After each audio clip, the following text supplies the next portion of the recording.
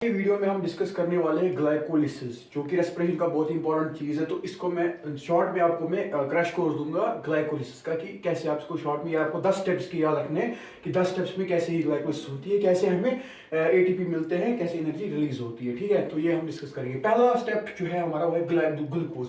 Glucose जो है उसको हमने बताया ग्लूकोज 6 फॉस्फेट में वो कन्वर्ट होता है। किसका? एंजाइम होता है। आपको पूरे एनसीईआरटी में सिर्फ एक ही एंजाइम याद रखना है ग्लाइकोलिसिस में, वो है हेक्सोकाइनेज। बाकी कोई एंजाइम याद नहीं रखना, वो टाइम वेस्ट है। नीट के लिए सिर्फ यही इंपॉर्टेंट है, ये हेक्सोकाइनेज से याद रखिएगा। ठीक है, तो ग्लूकोज से बनेगा ग्लूकोज 6 फॉस्फेट, ये पहला स्टेप है। इसी पहले स्टेप में जो है हमारा एटीपी यूज होता है। पहले स्टेप में यहाँ एटीपी एडीपी में कन्वर्ट होता है, यानी कि एक एटीपी हमारा यूज होता है। ठीक है, तो ये बात याद रखिएगा। तो ये है पहला स्टेप, पहले स्टेप। दूसरा स्टेप जो है हमारा वो है ग्लूकोज 6 फॉस्फेट। ग्लूकोज 6 फॉस्फेट को है उसको जो है उसको हम करते हैं फ्रक्टोज 6 फॉस्फेट में कन्वर्ट। ठीक है, एंजाइम को यूज होता है, याद नहीं रखना है, दफा करो, सिर्फ एक ही एंजाइम याद रखना है, वो हेक्सोकाइनेज। पहला स्टेप होगा। ठीक है, उसके बाद कुछ याद नहीं रखना है। फिर तीसरा स्टेप है हमारा, ये हुए 2 स्टेप पहले। ठीक है, फ्रक्टोज 6 फॉस्फेट तक, ये 2 स्टेप्स हुए। अब फ्रक्टोज 6 फॉस्फेट जो है वो कन्वर्ट होता है फ्रक्टोज 1,6 बिस फॉस्फेट में। किसमें? Fructose 1,6 bis phosphate. यहाँ पे भी एक एटीपी यूज होता है, जो आपको क्या याद है, पहले स्टेप में और तीसरे स्टेप में, इन 2 स्टेप्स में हमारा एटीपी यूज होता है। तो फ्रक्टोज 1,6 बिस फॉस्फेट में बना। उसके बाद हमारा चौथा स्टेप यूज होता है। चौथा स्टेप क्या है, मतलब चौथा स्टेप होता है, चौथे स्टेप में क्या होता है, जो फ्रक्टोज 1, बिस फॉस्फेट है, ये होता है इसमें यहाँ पर कन्वर्ट 3 पागल में, या तो हम इसको यहाँ पे DHAP बोल सकते हैं। ये 2 चीजें यहाँ पे दोनों आपको याद रखने। ठीक है, तो यहाँ पे जो है ये जो चौथा स्टेप है फ्रक्टोज 1,6 बिस फॉस्फेट से, या तो DHAP या तो आपको याद रखना 3 पागल। ये जो इसमें जो ये है ना, ये दिखाए रिएक्शन, यानी कि ये कभी इसमें कन्वर्ट होता है या तो ये इसमें कन्वर्ट होता है। ठीक है, ये भी ये जो है ये स्टेप, ये 5वां स्टेप आता है। ठीक है, ये अभी तक 4 स्टेप थे। अब जो 5वें स्टेप में क्या हुआ, ये जो ये है 3 पागल जो है, वो इसको हम पागल बोलते हैं। ठीक है, तो पागल माइंड नहीं करना, जो 3 पागल है इसका पूरा फुल फॉर्म जो है वो मैंने यहाँ लिखा हुआ है, फॉस्फोग्लिसरल अल्डिहाइड। ठीक है, फॉस्फोग्लिसरल्डिहाइड। ठीक है, ये है 3 पागल का फुल फॉर्म।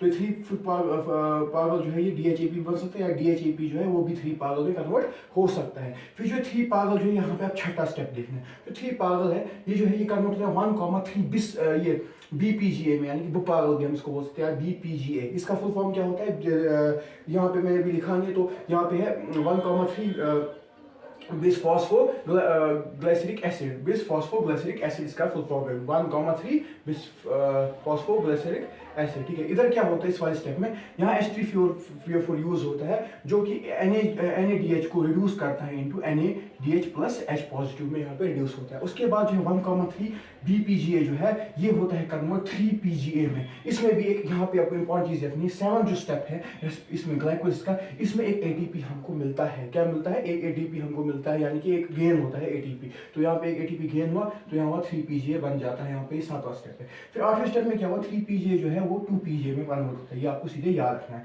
उसके बाद 2 PGA जो है 2 PGA से बनता है हमारा जो 2 PGA से बनता है हमारा PEP। ठीक है, फॉस्फोइनोल पायरुवेट इसको हम बोलते हैं PEP को। ठीक है, इसमें एक एंजाइम लगता है, यहाँ पे होता है क्या नाम इसका, इनोलिस। मगर ये आपको याद नहीं रखना, नीट के लिए इंपॉर्टेंट है, अगर याद रखोगे तो अच्छी बात है, लेकिन याद रखने की जरूरत नहीं। यहाँ पे हमको इसी स्टेप में जो है 9th स्टेप में, यानी कि 2 PGA जब है PEP बनता है, तो उस वक्त जो है जो ये PGA है ये क्या है, फॉस्फोग्लिसरिक एसिड है। क्या है? Phosphoglyceric acid. जो 2 PGA जब है ये जब PEP में कन्वर्ट होता है, ये हो गया फॉस्फोइनोल पायरुवेट। जो फॉस्फोइनोल पायरुवेट है ये होता है कन्वर्ट इनटू पायरुविक एसिड। और याद रखना है यहाँ इंपॉर्टेंट पॉइंट, जो 10वां स्टेप जो है, 10वें स्टेप में जो पायरुविक एसिड है वहां पर क्या होता है, वहां पर भी एक ATP जो है वो गेन होता है। ठीक है, वहां पर भी एक ATP।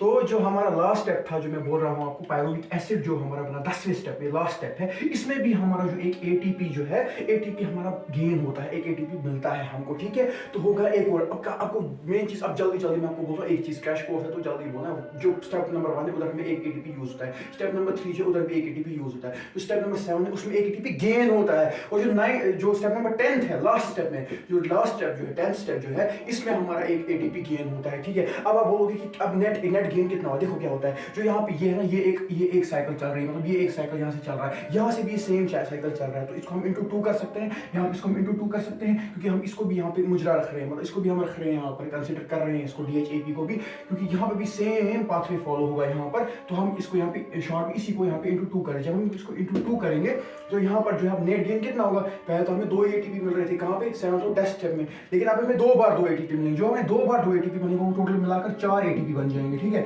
पहले तो 2 एटीपी मिल रहे थे 7 और 10वें स्टेप में, लेकिन अभी 2 बार हो रहा है क्योंकि डीएचएपी को भी हम यहाँ इन्वॉल्व कर रहे हैं। तो उस वक्त तो जो एटीपी टोटल मिलेंगे वो 4 एटीपी मिलेंगे, ठीक है। तो 4 एटीपी जो हमारे मिले, 4 एटीपी जो मिले, और पहले 2 एटीपी यूज हुए पहले और तीसरे स्टेप में। पहले स्टेप में 1 एटीपी यूज हुआ, तीसरे स्टेप में 1 एटीपी यूज हुआ। तो यहाँ पर मैंने लिखा एटीपी यूज जो हुए वो 2 एटीपी यूज होते हैं, और एटीपी जो रिलीज हुए वो 4 एटीपी रिलीज हुए पूरे साइकिल में। और नेट गेन जो हमारा हुआ वो हुआ 2 एटीपी का। तो यह था हमारा अगला क्वेश्चन। उम्मीद है आपको वीडियो पसंद आया होगा। चलिए मिलते हैं अगले वीडियो में।